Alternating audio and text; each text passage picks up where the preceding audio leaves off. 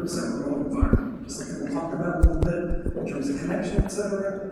But one of the things is we love it when other companies say come back to work 2 or 3 days a week. We're like, great, come to us. You don't have to come back to work. You don't have to come back to the office. And that is part of our UP, and that helps us with recruiting folks. And lastly, we're in the midst of a couple of different transformations. We are in the midst of building cloud across the globe to have the fastest, not the largest, because we've got some folks who've got larger clouds, but we're going to be the fastest on earth. So we're in the middle of a whole business transformation. Now, of course, with AI, we're in a technology transformation. And so what does our CHRO do? Says, hey, let's put people transformation at the same time. And so for us, the AI is really pushing us to fundamentally relook at how we deliver and get work done. So with that, Leila. I'm Leila. I'm the Director of AI Business Solutions at Microsoft. Maybe I think would be our cloud a little bit bigger. Yeah. I don't know if it's faster or not, but so I'm responsible for really being between our product team, the development and product team, our engineering team, and our customers. So I go to our customers to understand how they are using our technology, to talk what's coming, what are the use cases that we have seen internally and externally with our clients, to really connect what our clients need and how our technologies can fulfill their needs, and also to bring insights to our product team. So what's working, what's not working, what the clients are really excited about, what they are looking forward. And being in this role is very interesting because my whole past is in HR and consulting. So I worked at Deloitte, then I worked in HR functions in McDonald's, Archer Daniels Midland, Coca-Cola, and then Microsoft found me to come and work with this kind of business partner kind of role. So it has been a great journey, full of challenges. I have been here in the United States for 1 year and a half. I'm from Brazil. Microsoft brought me here. I'm a mom. I have twins. They are 15 years old, so it has been a challenge. And it's a pleasure to be here with you with this full room with many interesting people. Thank you so much. Awesome. Thank you. One more housekeeping tip. So, as with most panels, it's going to be conversational, but I also, in reflecting on this before moderating this panel, I understand the importance of having something that you can actually take away and put into practice when you guys get back to your respective offices. So, as such, I put together a PDF that the wonderful team at WorkHuman will share with each of you that have registered for this event, providing frameworks about how do you think about leading through AI transformation through a people-centered lens. And the questions that I'm going to ask over the panel today is going to cover primarily 4 zones. And what 4 different frameworks you guys have received after this session today. One is around AI governance. It's critical, we need it. Workforce readiness, how ready is your team, your employee ecosystem? How to approach change management and creating psychological safety. That's a big one, guys. I don't think anybody's anyone in this room. And then the 4th area that we'll provide a framework for will be kind of navigating that change amongst your people, leveraging data, and most importantly, really honoring and supporting human connection. So that you guys will see that via email. So it's not going to be warm and fuzzy. You'll have some takeaways. But with that, I'll hop into the first question. So starting with governance, initial project. I'd just love to ask you guys, each and every one of you, each one of your organizations is in a different phase, I think, of AI transformation and maturity. So I'd love to hear from each one of you how your organization is navigating the AI transformation with the people first lens. Jill, do you want to kick us off? Yeah, thanks, Erica. I'll start. We have been on an AI journey for many years. That's not to equate to maturity, just in case you are wondering. But I like to think of governance in a couple of different ways. There's kind of big G, big governance, and then there's little g as well. So I can tell you a little bit about our journey. We started with, and we've had in place for several years, our RIG committee, our Responsible AI Committee. This is a group that is headed by one of our chief legal officers and has representation from across all of our functions. And what we do is any tools, anything that anybody wants to bring in, any provider, any supplier, any new technology has got to go through that rate assessment. And just to determine that it's something that we feel that we can use ethically and responsibly. I'm going to take a pause and come back. Leila, walk us through what that looks like for you guys at Microsoft. Perfect. So in Microsoft, we also have a committee, just like what you mentioned, and this committee is really about defining the direction of AI that we are going. And why this is important? Because Microsoft, we are customer zero inside Microsoft. So everything that we bring to our clients, we test internally first. So we have this committee that defines what is our strategy, where we are going, and then it's deployed by the Office of Governance that define the frameworks and procedures, and it's spread out of the whole organization. And based on that, we develop systems to do check-ins based on what are our principles. We have 6 different principles for responsible AI. And we have different reviews and protocols to guarantee that all the principles are followed, that we are developing solutions that are going the direction that is our strategy. And also, everybody is empowered to come and raise their hands and say, oh, this doesn't feel right, we should review it. So everybody's really empowered to come and say what their concerns and what their suggestions to change and improve the governance the way that it is, to make everybody really, to make things to flow well, because we don't want things to be trapped in some kind of bureaucracy, but at the same time we want to guarantee that everything follows privacy, security, that's really helping people to achieve their best. It's part of our mission. And we also focus a lot in the transparency part.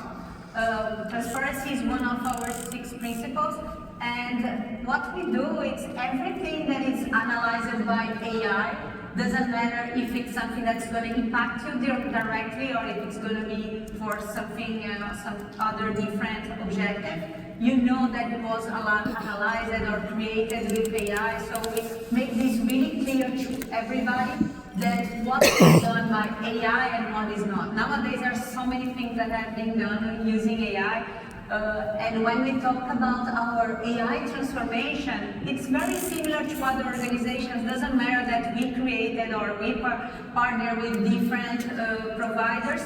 We are, by the end of the day, all humans. We are more than 200,000 employees at Microsoft. So you can imagine, so teaching everybody how to use Copilot, teaching everybody to rethink the way they are doing their activities using AI, and dealing with the fear, because just like everybody else, we have many people who is concerned about, oh, what's going to happen with my position that AI is bringing. So we try to have these discussions and involve everybody, what we're going to be developed, what's going to be the impact, how can we reskill and upskill our different employees to be able to do different activities if some solution is going to be replacing the activities that they are doing nowadays. Yeah, I'll actually jump in. I thought you were going to I finish, yeah. literally never coughed on stage before. It was really good. I just So felt maybe that it's one. It's just my fault. one of those things. So, way to be agile. Thank you. So the big G and the little g. So RAKE is just one component of our governance model. It's a really, really important one. It's very well established. But now we're actually building the rest of the framework around it. So there's, the pillar that is around really our tech and our tools. What are we going to provide to our employees is different than what we might be using as we interact with our clients and customers on their accounts. We have a training and communications and change management pillar that I am heading. We also have just the operating model and work redesign. We're bringing in connected ideas, again, from the talent space and from L&D around your skills taxonomy. The skills taxonomy and understanding the work tasks that are happening in your company have become really important. Have people heard about this? Are you doing this? Do you have skills taxonomies? Do you know if you have skills taxonomies? I literally saw one hand. So this is really important, right? Because the old structure, the global career architecture, really needs to be unpacked at a very granular level. And as AI comes in, you know, it's rare that it's taking somebody's entire job, lock, stock, and barrel. It is coming in and you're augmenting somebody's work. You might be automating portions of work. So you need to know what work tasks are remaining for the humans and what skills do they need to do that work. And so that's where that connection comes in, and that needs to be governed. Finally, I'll just say one last thing. The big G and the little g is you need to think about enabling from the grassroots, the bottom up, right? So what are you going to equip your individual contributors, your small teams, your managers to do on their own? I don't think you want to constrain from the top down. It's going to get too heavy, it's going to get slow, and it's going to get bureaucratic. So what are those principles and guardrails that allow somebody to insert it into their own work, into their own workflows? You still need to govern that. You know, you still need to know how it's going to change work process, how it's going to change, you know, the work product that people are doing. But that could be managed more at the grassroots level for the really big work redesign that is going to span silos and functional areas across the whole company. That's where you need Big G coming in. Because you're going to need a lot of collaboration across those functions to be able to redesign work effectively and get the end result that you want. So all of those pieces we are right now figuring out how to put into our framework. I'll say it's messy. People have a lot of feelings. It's okay to feel your feels, but there's no playbook for it. And so you kind of have to make it up as you go. And it's interesting, Julie, as you say that, you already raised my, thoughts about, as a rewards guy, we're already starting to talk about comp, what's going on with this whole skills taxonomy. And not on our agenda, we'll talk about it another time, because as I've talked to peers, just for 30 seconds on rewards, most are still waiting to see how the taxonomy builds out. And then we'll talk about linking the rewards, or is it just the job being done differently, with different tools, and it's still the same job? I don't think that's going to be the case. I think there's going to be certain things, and I know, like in our Microsoft peers and certain companies where they're building the AI tools, comp is going through the roof. Back real quick to the government, for 30 seconds, I'll bring it down to a level. I'm kind of just thinking about, of course at Akamai we have an AI strategy that's a few years old. We have ethical and responsible principles that we're talking about, transparency, human well-being, social impacts, societal impacts. And one of the things, as a company that delivers internet content, one of the things that I don't hear enough about, but it's important still, is environmental impact. One piece of trivia for you all. We all flew here on airplanes, so a little trivia question that I learned when I joined the company. What hurts the environment more, the airline industry or the internet? The airline, no, the internet, because of all the power that is non-sustainable. And I bring it up because one of our guiding principles amongst all of this with AI is we're trying to get to not carbon neutral by 2030, carbon zero. And this is putting an enormous amount of pressure. This is coming right from the board. We're public. We've said we want to get rid of that footprint. We don't want that to be a case. And now we start bringing in machines from companies, and start putting these AI tools, and the energy usage goes way up. So that is one of our guiding principles. And then as we bring it down to an HRIT team, we talk about discovery over prescription, experimentation, et cetera, learning. So I'm going to try to bring it down to the HR level. That's kind of where we're going from an HR governance. I love it. Thank you guys so much. Piggybacking on the point about the skills taxonomy, I think the biggest question that we're all hearing in our organizations and in general is, what does this mean for my job? I mean, that even is relevant to us, right? So as leaders, and even as practitioners, employees want a straight answer about, what does this mean? What does this mean for me?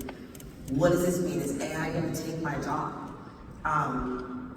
And how do you have that conversation honestly especially when the answer is nuanced. So I don't know who wants to take this one first.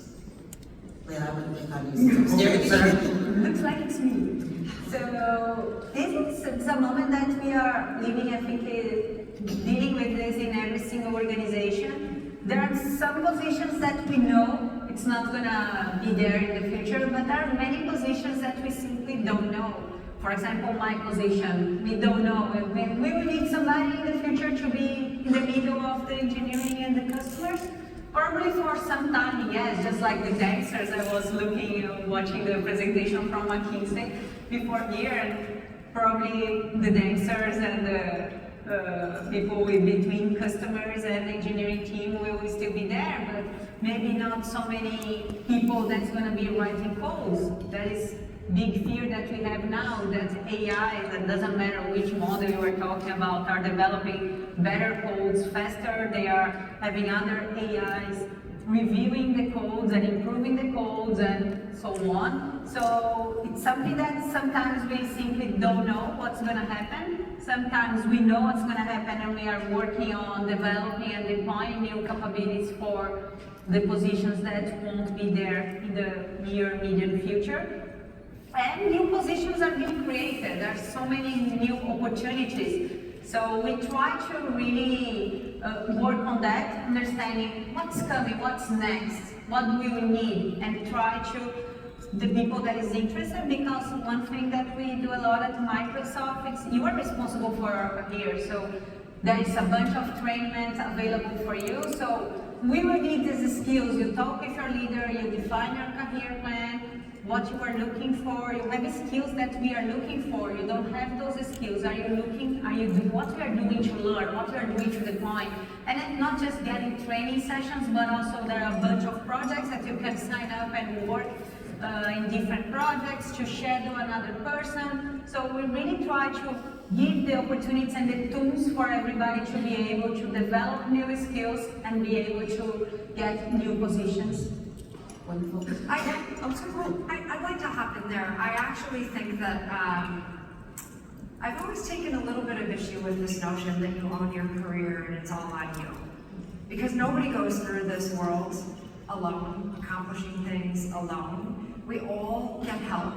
And so I don't know why when we get into the workplace, it's like, you own it. You know, we're going to give you the tools, and you go through the training, and you go figure all of this out. I'm being a little bit sarcastic to make a point, but I've always taken issue with it. And at this point, it is not sufficient to only provide the tools and say, we'll figure out the skills and let's see what's involved. You know, this is not tools training. This is fundamentally redesigning the way that work is done. Most companies are at the very early stages, and so we're testing where it's an easy start. You know, like probably most of us in this room are using it for meeting minutes, and we're using it to write better, and we might be using it to help us align stuff, and we might be using it to help prioritize. But that's just the very beginning. Right? That just helps us run on our treadmill faster. It doesn't actually help us redesign the work to get better outcomes. You want to do that? You can't go to take a co-pilot class, no offense, or Claude, or anything else, and then, boom, I know how to redesign my work. How many people know how to redesign work? Do you know who redesigns work? Until now, it was our continuous improvement teams. They have Six Sigma, they have Lean, they have Kaizen, they have all of these skills. You can get degrees in this. And now, all of a sudden, we just expect all of our employees to know how to redesign work. Or manager, go redesign your work. It's not reality, it's not realistic. And so we have to do more when we think about enablement and empowerment to help people figure out what does that work redesign look like and where are we actually going to redesign our work. So, you know, going back to the question that you asked, which was around how do you have this transparent conversation? Well, you have it transparently. I've been talking about AI for a couple of years now in various spaces. And for a long time it was like, no, but there's going to be new jobs, and you know, we're not taking jobs, it's just more tools. And I'm like, that's BS. Okay, so and our employees know that's BS. And if somebody told it to you, you would know it was BS too. So you need to have a different kind of conversation that says, these are the roles where we think we're going to be trying, and whatever it is that you know, you share what you know. And my org within L&D, I have a really large, larger than most because of the scale of what we do. So I've got 650 people in my group. I had over 100 multimedia and instructional designers in 2024. I have 80 now.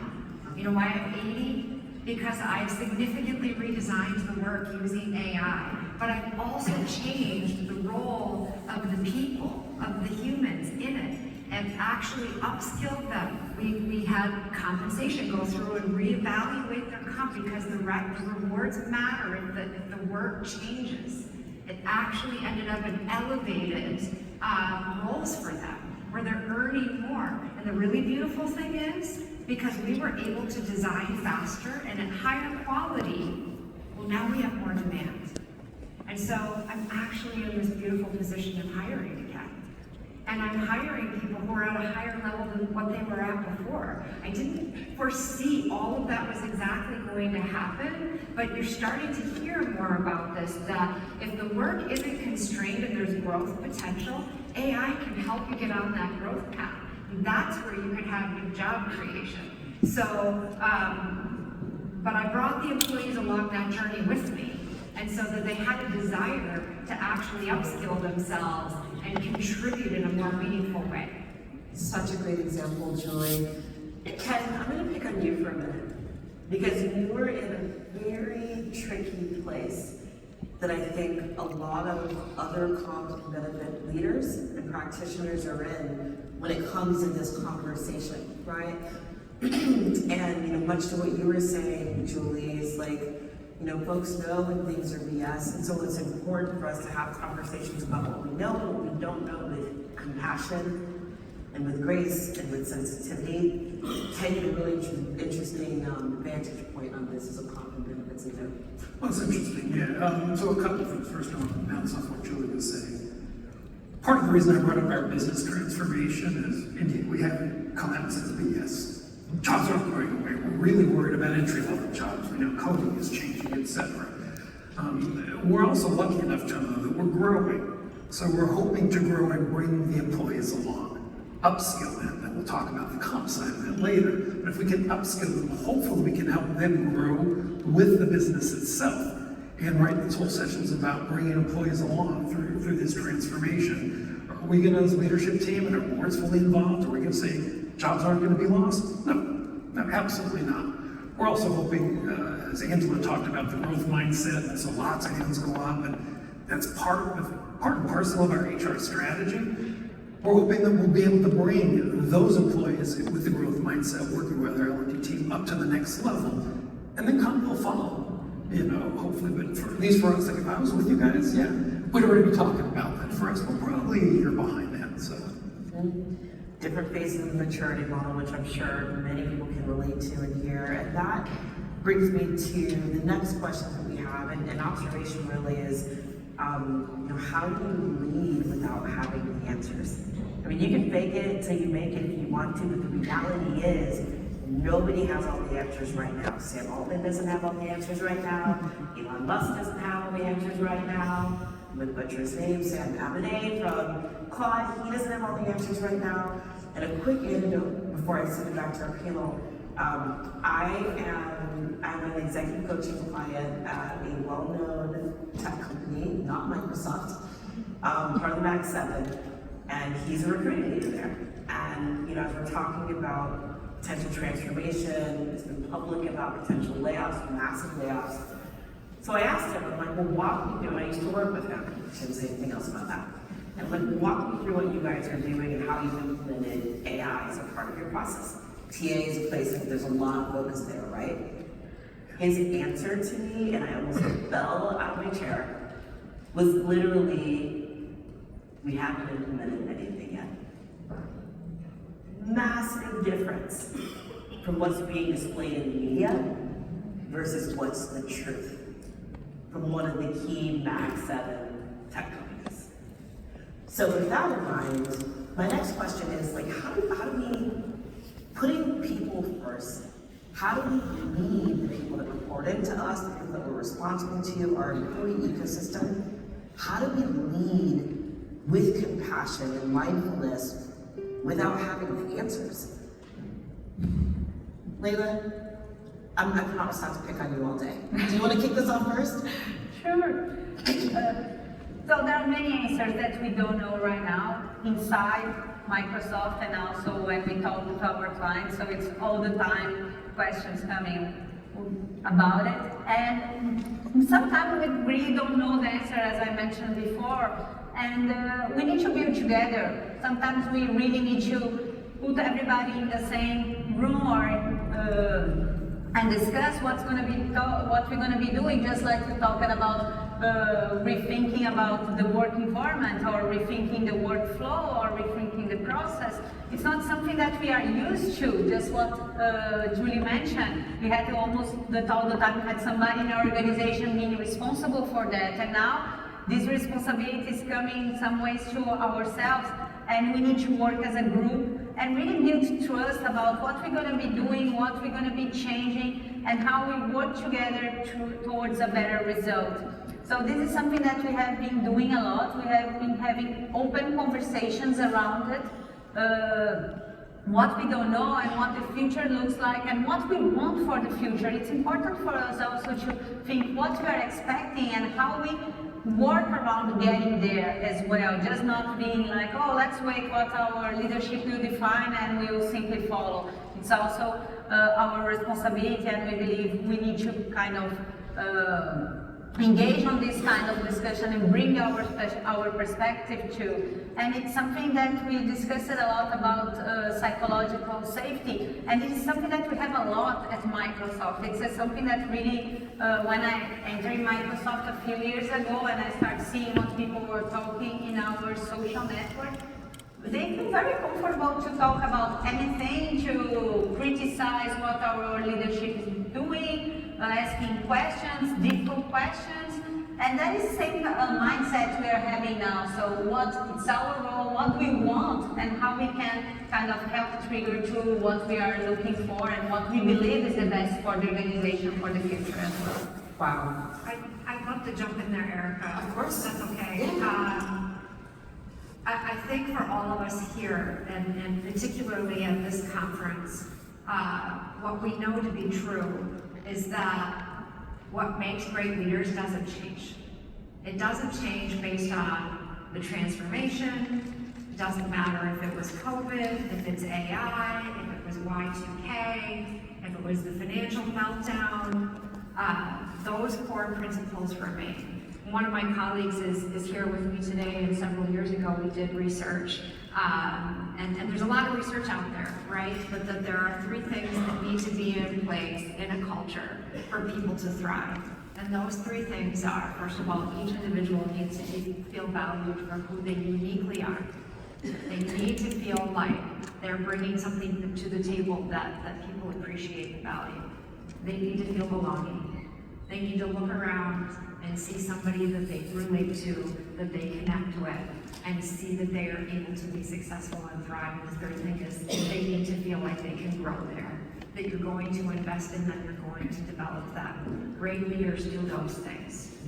So those are the things to double down on when times are unclear, when we are uncertain, when we don't know what the answers are. Please don't expect us to know the answers. They know the answers aren't out there and that this is evolving, but they want us to be able to acknowledge that, to share what we know when we share it. And at times like this, it's the time to bring them closer. It's the time to double down on things like recognition, like we're all here to create that sense of belonging, to make people feel like you're in it together. I love that. And did you I was just gonna add one more thing, same thing, you were asking specifically. I'm sure my CHRO would be okay with sharing this. We started at the board level bringing this up. We admitted that we're still learning, that we're kind of still early in the journey. But what we started talking about was, we're gonna talk about it a lot more frequently, as for employees. We have ongoing open hours where like our head of our, what we call Akamai Labs, has over 1,000 people coming. Because sometimes it seems like dare I say, like the toddlers, you know, we keep hearing things that the kids are learning. They pick up AI already. It was interesting to hear that, like you were mentioning about TA, just, you know, the college classes graduating right now is the first class that kind of has grown up for the last 4 years in AI. Some have learned how to, shall I say, cheat with AI. Some have learned how to really expand their remit with AI. And so TAs have to kind of figure out how to evaluate the two. But yeah, we're really focusing on the psychological safety of it. I would say we need to rethink the notion of cheating anyway, more on that. I've always also thought the world should be open book now in this day and age. Anyway, I know we're only a few more minutes. No, this is great, and this kind of dialogue, and these are the kinds of dialogues that we're having cross-functionally, right? And sometimes we have to have the courage to slow down. And let's be honest, you guys, the AI fatigue is real. I'm sure we would love not to have 9 out of 10 sessions or conversations all be around AI. But you know, we have too many tools, too many pilots, not enough clarity, hard to define ROI. I'm gonna ask the panel here, does someone want to volunteer to talk through a time where you intentionally said, in the spirit of putting people first, where it's like, we need to slow down, or we need to say no to this for right now? I have a very specific example of slowing down, which feels odd because everything is go fast, faster, faster. I was talking about how over the last 2 years since 2024, we've been completely redesigning the instructional design and development process. And we have a revenue stream for delivering learning products and solutions for our clients. And so we have a lot of volume that goes through. We have built our own proprietary AI tool that helps us do discovery, design, development, and it's allowed us to improve our efficiency by up to 9x. And has allowed us to also improve the quality. So the interesting thing is I've got a small little team of folks, just a couple of folks who are building and iterating on our AI tools. And then there's about 80 people that are using them every single day in their day job. And I realized that I can't have this group be iterating and working overnight. And by the way, they're in, you know, around the world from where everybody else is. So they're working overnight. People show up the next morning, they're like, the tool changed. And I don't know what you changed. Maybe you fixed a bug, maybe there's a new feature, stuff is in different spots. And I had this aha moment, like we have to actually treat ourselves as a software development shop. We have to have releases, we have to have release notes. I can't be training these 80 people and it changes on them overnight. And I have to triage what bug fixes are we going to go after? What are the software features and functionality? So this is also a great example of new jobs. Everybody thinks, oh, it's going to be these jobs that nobody's even heard before. We don't even know what the work is, but a lot of it is jobs that exist that are starting to merge in with other jobs now. Software development and management has always existed, just not historically in L&D. Well, look at that, now we're doing it together. And so this was a moment where my team was like, now we're gonna do a QA, agent. I was like, told, please, that is an awesome idea, we wanna go there next. But we gotta let everybody else get to proficiency on these new tools that we've already developed, because otherwise we're gonna throw it into the ether and it's gonna be hard for them to get their arms around. So we intentionally slowed down furthering that development. 100%. So these guys told me we would not get through all the questions, and they were right. So I'm going to leave with one more question, and then we'll open it up for questions in the audience. The reason why we're here at WorkHuman is really focusing on the human and human connection. And so I want to open it up to the last question. With everything that's shifting and not a lot staying constant, how are you guys using recognition, internal communities, or human-centered practices? How are you leading with these elements in mind as a stabilizing force? Sure, I'll start. Gosh, I feel like I know Khalil's out there somewhere, our head of culture. With the 100% remote company, putting even AI aside, we have tried to focus on really figuring out how in this environment to keep everybody connected. We have a clear connections model that we're focusing on keeping folks, fully connected over the distance. We are actually about to start launching a recognition program related to AI adoption. Amazing. Literally, the next meeting is going to be with some of the folks from WorkHuman to build into our accolades recognition system for adoption. So I'll keep it short and sweet since we have. Amazing. Layla, Julie? I mean, I guess going back to the fact that you double down on the practices, if they're not fully there yet, then work on getting those mature. They will pay back dividends. I know everybody in this room knows the power of recognition, the power. When you recognize somebody, they feel valued. When you recognize somebody, they feel like they belong. And when you recognize somebody, they are motivated to continue growing. So you can't overdo recognition, you can't overdo spending time on it, it will always pay back dividends. And it actually feels good to do yourself. We did some of that last night at the dinner, so yeah. Absolutely. Layla? Yes, so we are also working on recognition. Focus on peer recognition is really nice that you have somebody that's your peer telling you that you did a good job. So it's something that we do a lot, it's part of our culture. We also have different other recognition instruments for the whole teams, for leaders as well, because what we saw this morning with McKinsey as well, that the middle management is really suffering anxiety and everything. So we are trying to put and implementing solutions to recognize leaders as well, and not only individual contributors, and trying to differentiate a little bit what is in need for an individual contributor and what is in need for leaders, because the pressure that the leaders are receiving is also pretty high. So we are trying to balance these two worlds and bringing people together, having different spaces for conversations and connection as well. So good. All right, we only have time for a couple of questions, and we'll be sure to share our contact information afterwards. If you have a question we don't get to, I've talked to the team, we'd all love to be able to answer that on the side. Does anyone have any questions that they want to bring up for today? Oh, yes, ma'am.